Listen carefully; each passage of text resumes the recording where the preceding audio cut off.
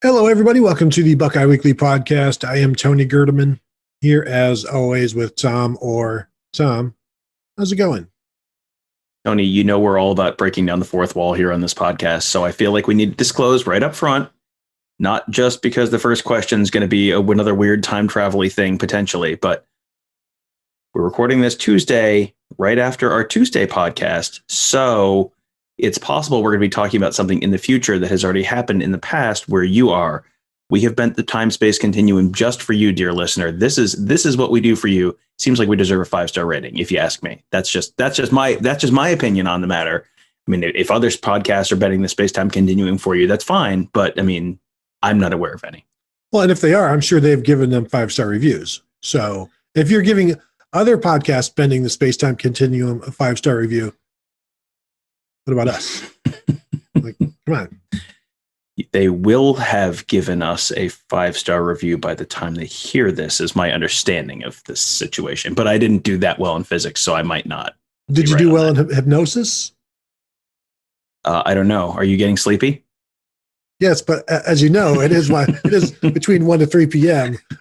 previously established nap time. So might just be a coincidence.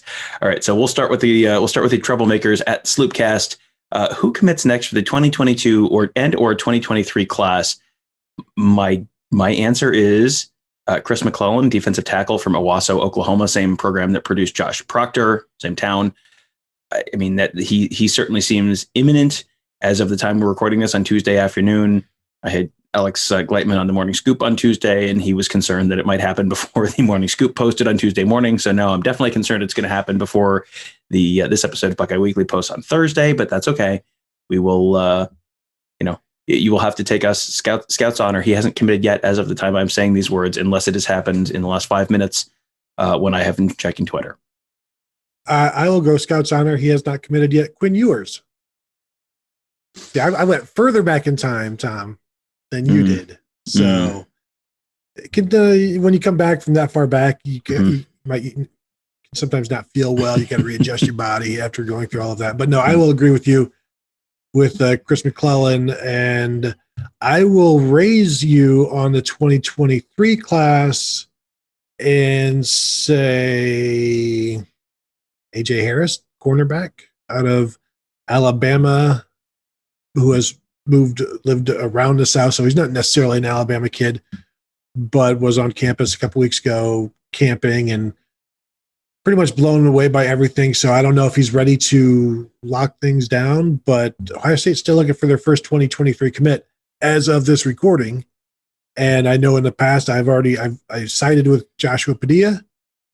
He made me look bad when you went with Caleb Brown on our previously future traveling. And so Padilla, you're gone. Like I've rescinded the scholarship. I rescinded any predictions. And now I'm going to go with the 5-star corner, AJ Harris. All right, I will on 2023, just because I like to beat you, we'll go with Carnell Tate, the 2023 wide receiver out of IMG Academy. But he's, as is always the case with IMG Academy, you say he's from IMG Academy, but really he's from Chicago, Illinois. He was someone we saw last week. He was at the same camp as Brandon Inniss last Tuesday. Very impressive. Brandon is the number 1 wide receiver in the country, and Carnell Tate looked right there with him. He's ranked as the number 6 wide receiver in the nation, but 6'2", 185, good speed, good hands. Like, yep, I think I would go with him as my pick, and I will go one better from you than Quinn Ewers. I'm going to go all the way back to Chick Harley. No. Chick Harley is going to commit, and so now that I've gotten that in, I've got to go warn the Archduke Franz Ferdinand about something bad that's about to happen. So, let's finish the rest of the show, and then I'll go. I mean, I'll get there. Like, what's the worst that could possibly happen? It's just one guy. I'm going to go 1922 Furl Mengus. Yes, the legend, Furl Mengus. Next one from @VanGo_0. Will OSU publicize how much their top NIL players earn to entice future recruits to attend? If so, which players will earn the most this upcoming year and how much? This is interesting because Ohio State, when they don't want to tell you something, is very keen to tell you that, oh, we can't release that. That's private. That's privacy information. And it was last year. It was like, we can't tell you how many players have tested positive because that's private information, which of course was complete nonsense because lots of schools did that. and there was no personally identifying information attached with that. But when they don't want to tell you that, they basically say, well, we can't do it. It's privacy. So, I mean, considering how people typically treat, private contracts between a company and an individual as private information, theoretically, they shouldn't do that. Now, will that be how they handle it? I don't know. I would imagine that information may be made available at least internally to recruits. As far as you have thoughts on that? Well, I would agree that, like, the way I see it happening is I could see them releasing information in a tweet or Instagram of how, like, the total amount rather than just individual players, because I don't know if that gets into the privacy aspect. And so if they're going to try to be private about individuals, then but they're also want to advertise, like, look at everything that these guys have as a total, like they've done with NFL contracts, although they can do that individually because that information is out there.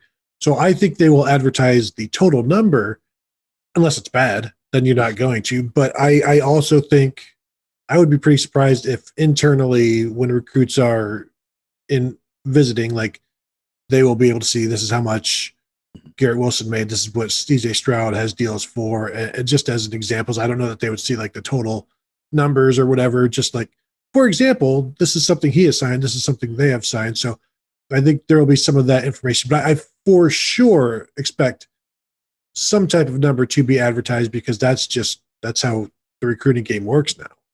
Yeah, I mean, Ohio State recently put out a graphic about Justin Fields signing his NFL contract, and was extremely subtle with it, and literally had Justin Fields standing on an enormous pile of dollar bills. So, yes, they're not shy about it when they want to let you know about something.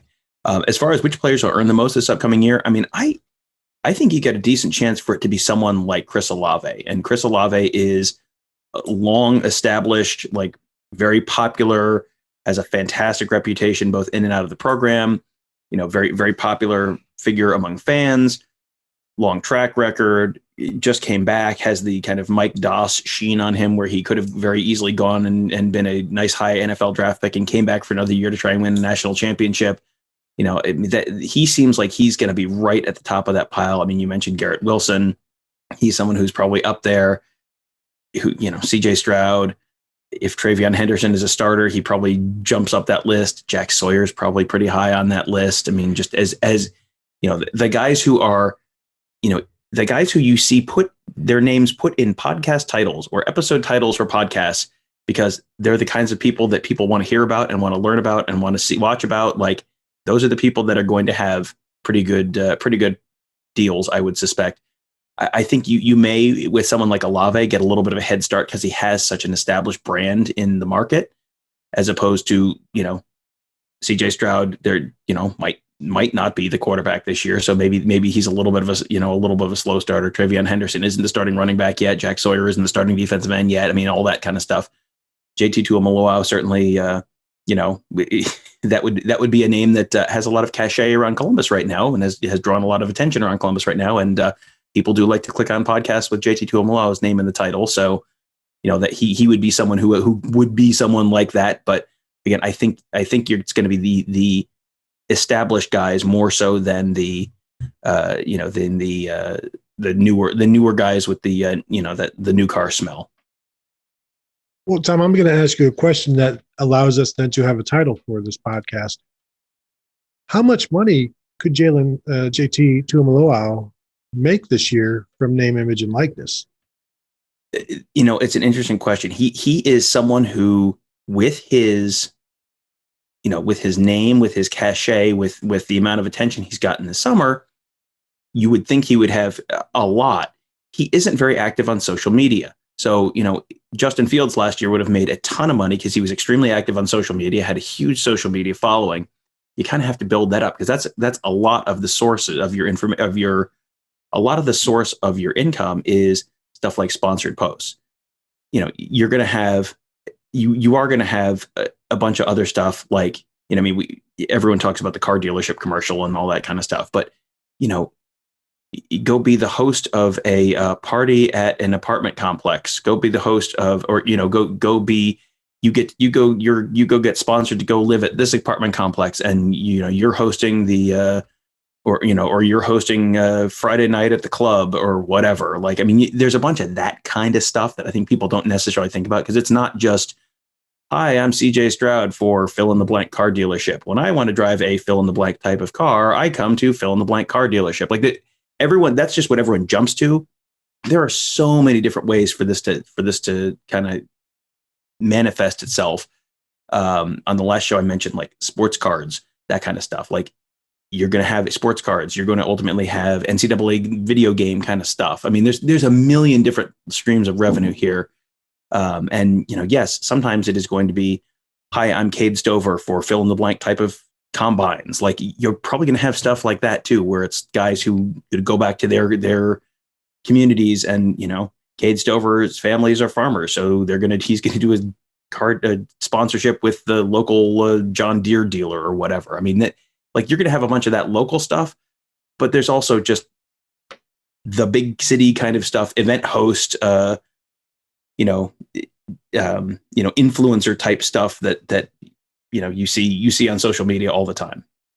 And I mean, it could just be 1 hour of an autograph guy brings over 500 photos and to like a player's apartment and spends an hour, and then here's $5,000. I mean, they won't have to do a lot, and they can do very simple things.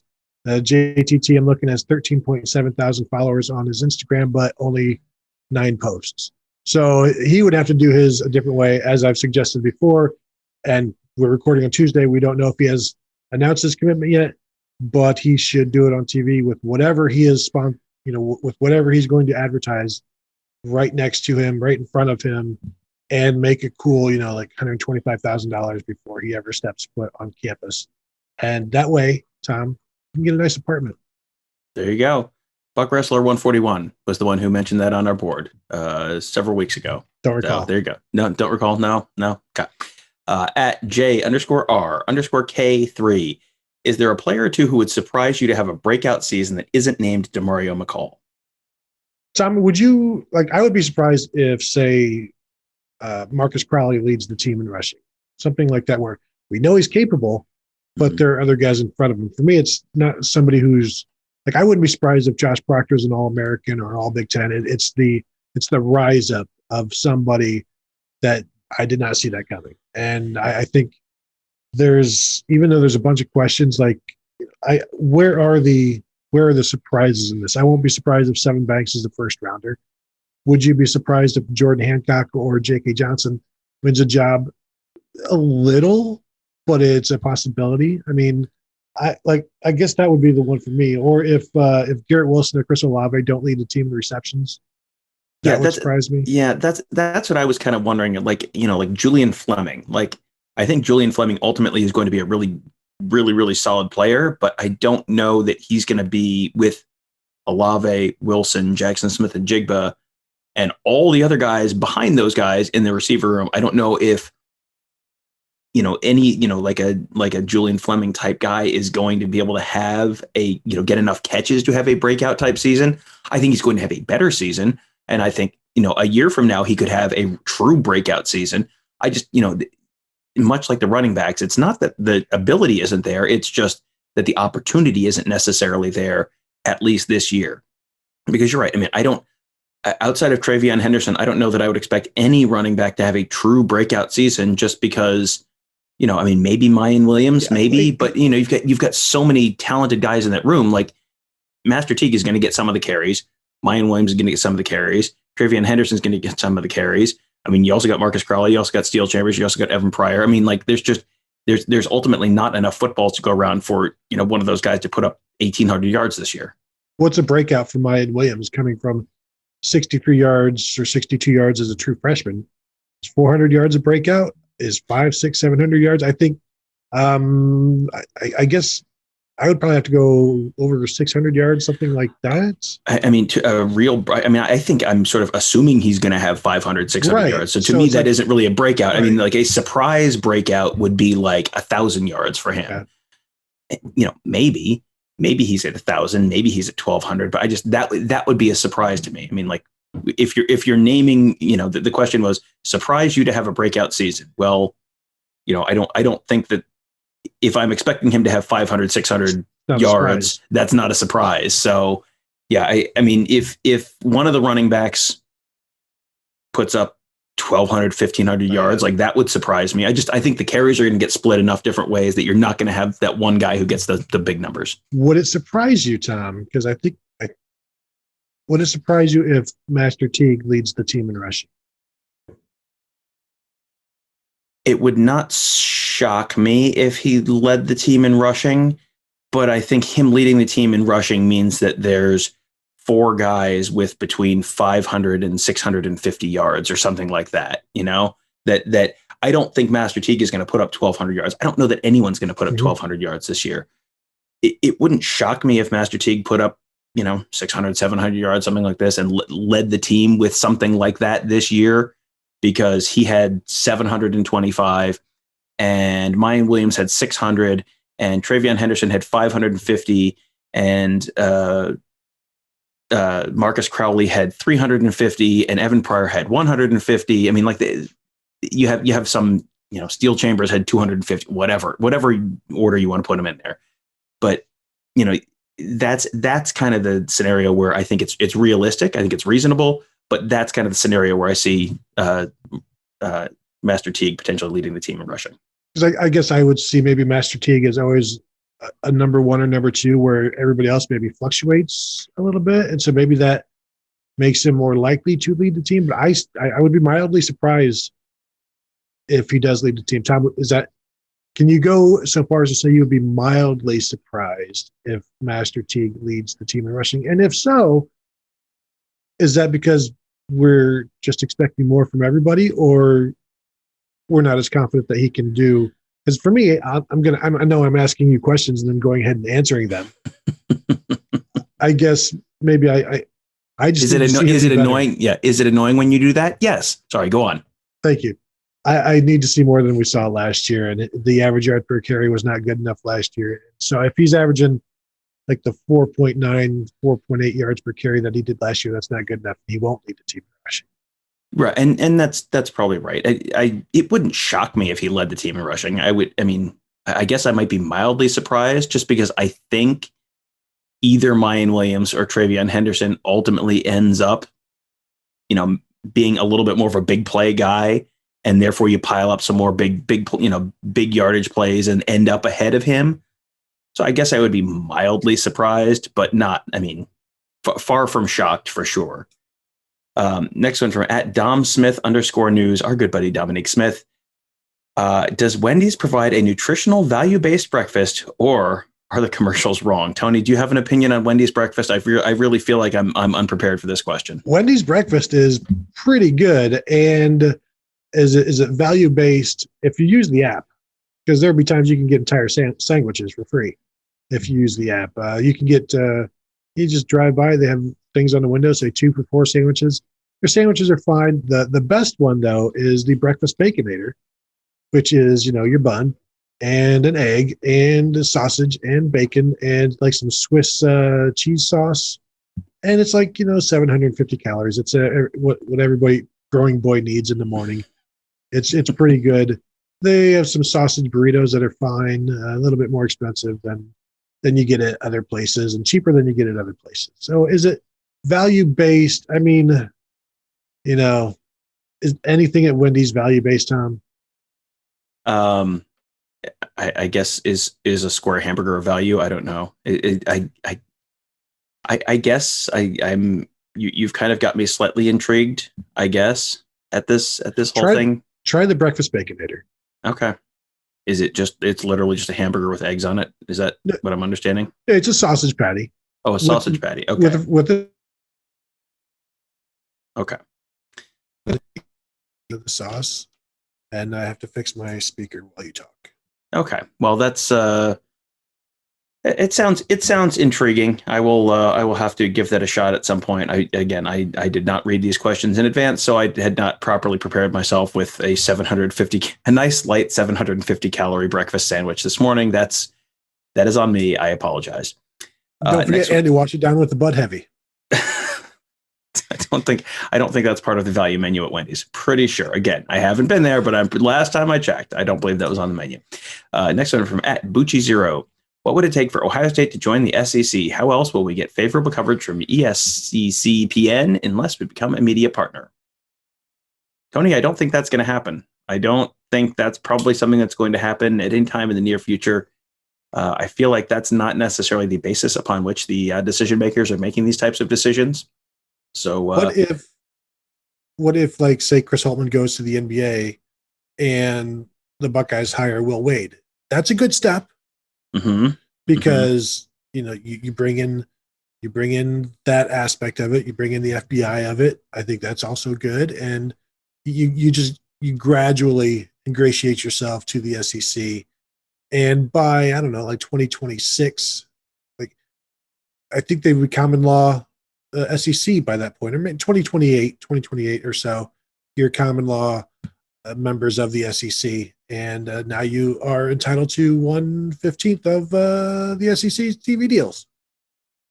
They would have to make Will Wade a pretty strong butt offer to get him. That is my understanding. Is that is the type of offer that Will Wade prefers. So true. I heard that on a wiretap somewhere.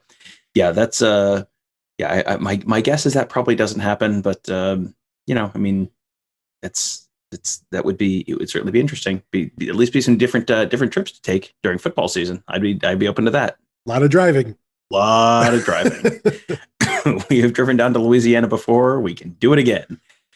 At EPS 524, and boy, you've got to be on the Ask the Insiders board to understand the context of this one. What is your and Tom's greatest elevator story? I have two, so you want me to go? I'll go with one, and then you can. Sure. Did they have elevators where you grew up? I feel like the answer is no. So great elevators. There you go. All right. So my first one, I was at my buddy Tim's wedding out in Phoenix, and we're just in a hotel in downtown Phoenix, going, about to go down the elevator to go to the wedding. And it's just my wife and me and my friend Hutch. And we're standing in the elevator, and the guy walks in with us, or, it stops on a floor and the guy walks in. I'm looking at him like, who is that?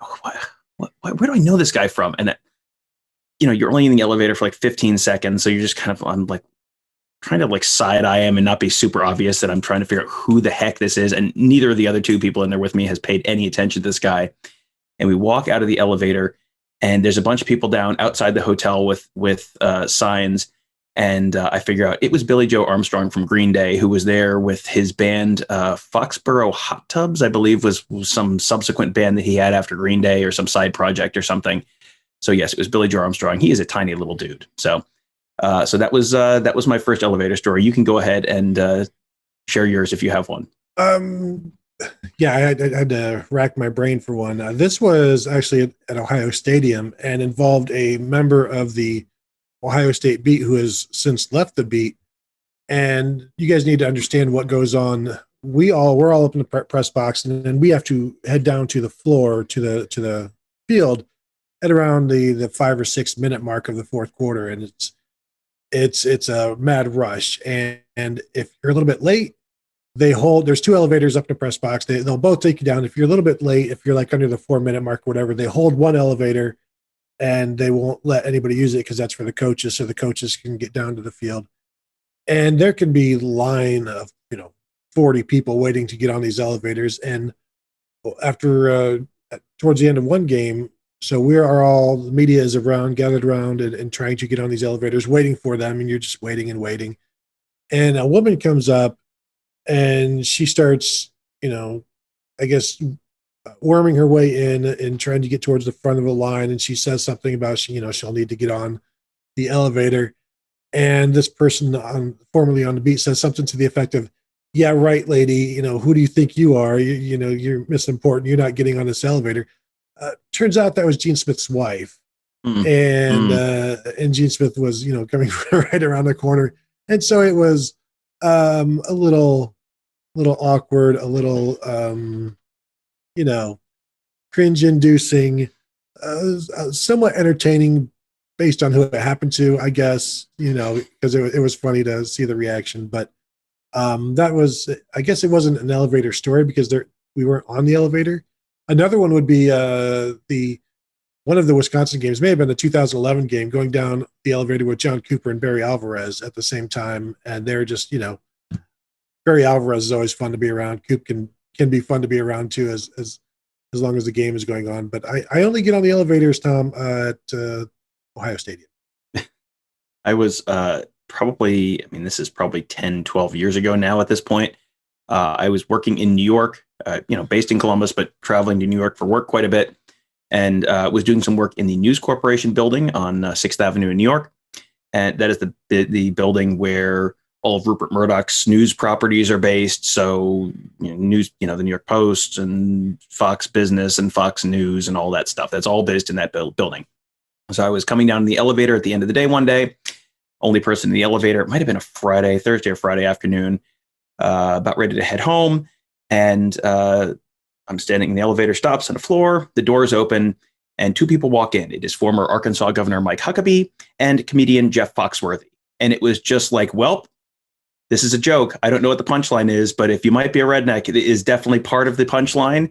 It's like, so you're in an elevator with Mike Huckabee and Jeff Foxworthy, and then you might be a redneck. I don't know, but it was just like, this is a joke, and it was before like it was subtle selfies or something were a thing. So it was just like, you're just going to have to take my word for it. But it was just like, wow, I wish someone else was here to see this, because I don't even know what to do with all this information right now. It would have been funny if once you see them like hit the first floor button, be like, get her down. I think that was Larry the Cable Guy and not Jeff Foxworthy. Well, then unless that was Mike Huckabee's tagline too. I'm not sure. Like if Foxworthy, looks back at you, gives you a dirty look, be like, "Here's my sign." Then he'd be really mad at you that you know so much about blue collar comedy, but apparently don't know anything about Jeff Foxworthy. All right, next one from @Broadway Nelson. How many sports channels were Buckeye football games beyond? So the cable bill is higher, and OSU TV rights rack in ever more cash. Cable channels it's on now: ESPN, BTN, and Fox Sports. We've seen them on CBS Sports Network for Navy in 2014, but I don't expect that to be the case anymore, because they're not going to be playing on the road at an AAC opponent anytime soon. So I don't think anything is going to change. ESPN, Big Ten Network, Fox, ABC. What else is left? ESPN and ABC are all the same. Fox and FS1, BTN, it's like all. I don't know that there's anybody else unless they have CBS for an SEC game. They've got a road game coming up at Notre Dame is that next year or 2 years? Yeah. So they'll be on NBC for that one. You've got some games in Alabama and Georgia coming up in like 10 years. So those are possibly CBS games, although it sounds like ESPN's buying those rights, because CBS has been like criminally underpaying the SEC for those games for a million years. I think they're paying $55 million a year for the best SEC game every week, which is just like, oh man, that is, literally stealing money from the SEC, which is kind of hilarious. That was the SEC's fault for taking a partial payment in money and then also partial payment in boiled peanuts. Yes, it's not much money, but wait till you hear what Gary Danielson says about your teams. All worth it. He's got a whiteboard. He does. Next one from @_RetroBud. Rank these quarterbacks: Ewers, Lawrence, Arch Manning. Well, does Arch Manning even have blonde hair? That's a question. That is a real question. And I feel like the answer is no. I don't know that I've seen in Manning with blonde hair. So, and it's just like, I think it's just a sandy brown and it's short. Mm-hmm. So he's third. Yeah. And then, Trevor Lawrence, I guess you have to give him number one because we know more about him and he has actually played college football. So I think you got to go Lawrence, Ewers, Manning, even though I don't know exactly what we're ranking on. Yeah, I haven't actually seen Lawrence. I haven't seen Arch Manning throw a football at all. I haven't seen Quinn Ewers throw a football in person. And Trevor Lawrence lost the last game I saw him play in person by 21 points. So maybe Braxton Miller or Joe Bauserman is better than all of them. Your thoughts? That's a good point. Michael Penix almost beat them. It's true. That's true. Trace McSorley. Unless we're ranking by height, in which case, no. True. Last one from @BenZimmer2323. It seems like a lot of effort is put into creating a cohesive locker room and getting everyone to buy in. In the imminent NIL era of college football, has anyone put any thought into challenges like major differences in endorsement income? These athletes are human and teenagers. Some will be making a lot more money than others. It seems like keeping egos in check and keeping everyone focused on a common goal, such as reading this question without stumbling through it 1,000 times, could possibly be more of a challenge. Tony, would you like to make sense of the word salad I have just... A dog's breakfast is, I believe, what I just made of that question. I'm reading it and thinking, you know what I need to do is just one of these questions, just throw it, just make it really not English, and then have Tom try to piece it into English as he's reading it and stumble all over it. And I would just laugh and laugh and laugh and laugh. I'm trying to read 2 words ahead so I can kind of figure out what's coming, because there was put any thought into now challenges like major differences, and I was like, wait, it took me a second to figure out new challenges, I think is what he meant to say there. How challenges? Yeah. Or how challenges. See, I think new challenges like major differences in endorsement income. Anyway, proofread your questions before you send them in. We love you. Thank you. I could have also edited it while I put it on here. Yeah, well, I mean, listen, if you're counting on Tony to make something better, like we have how many episodes of this podcast that prove that's probably not going to happen? I mean, come on. That's your own fault. So, I mean, I understand the question, and I think that it's possible that you will have some of those issues, but also you have professional locker rooms everywhere, which are made up of, in many cases, not significantly older people than this, where you have the quarterback who's making $20 million a year, and you have the guys who are at the very bottom of the pile who are making, league minimum or taxi squad guys below that. You have, guys who are on major league teams. You've got Trevor Bauer making $40-something million a year, and you've got a guy who's making, 1% of that or 2% of that on a deal, or guys who are just coming up from the minors and going right back down. I mean, this is not a new dynamic in sports. There have been, for a number of years, the coaches are making all of the money in college football and the players are making none of the money. And somehow they're all kind of coming together to be cohesive for that. I get it. Like, I understand the question. And I think there absolutely will be programs where you have like major issues where, you have guys who just don't handle stardom and fame well. And you have had those guys at Ohio State in the past. That is a thing that has happened. I don't know. I mean, Ohio State is a school that prioritizes, makeup and, high character kids and all that kind of stuff in a way that you really don't, that you have not traditionally seen. Like I covered the end of the John Cooper era, and the type of human beings that are being recruited by Ohio State right now is a little bit different than some of the folks that run some of those teams. It's just, I think it's less of a concern to me than it probably would be for some other programs based on that. And just based on the fact that, I mean, this is not a brand new dynamic. Like, you go to a company and there are people, your boss is making more money than you are. That is a thing that happens at every company in America. That, every sports team in America that has a professional team, there are some people, minor league teams, the first round draft pick got a $2 million bonus. You got a $20,000 bonus. You're on the same team. I mean, this is just kind of how it is. And, maybe the first round pick is taking, we see running backs taking offensive linemen out to lunch or dinner all that time after, a big season or whatever. Maybe you're doing that kind of stuff. Maybe the quarterback is taking the offensive line out for lunch because the quarterback is making, $250,000 a year and the offensive line is making $25,000 a year. Whatever. There are ways to make that dynamic work. It has been made work in every locker room, in the past, except, when it doesn't work, it's generally a complete cultural breakdown. We haven't seen the complete cultural breakdown from Ohio State football in quite a while. So I would continue to bet against that just for that reason. Yeah, I think Ohio State will continue to recruit the same type of players they are, same type of people they are, who then can handle that sort of thing. But every college locker room forever has had different socioeconomic levels to them. And I mentioned this on the board a week or two ago. Like, you have some players whose dad can come pick them up in a jet tomorrow, and you have others who send some of their scholarship money home to their parents to pay the bills. and yet the locker rooms, as far as we know, are cohesive. And a lot of that is because of what goes on during the winter and during the summer with Coach Mickey Marotti. And these players work together and they align in groups. And even within the groups, there's different backgrounds and different levels of what your parents make. And so there's some of that where you would think there would be jealousy, but maybe there isn't, or they're able to get through it. I do think there are going to be some issues, but I also think that we have seen that things will go on and cohesion will happen. And if it's a situation where a player is acting like a complete jerk, that's going to show up in everything. That's going to show up in practice. That's going to show up in leadership. The quarterback can't be like that because, he needs to lead the team, and the team's not going to follow him if he's a complete, not just a bad guy because everything's gone to his head.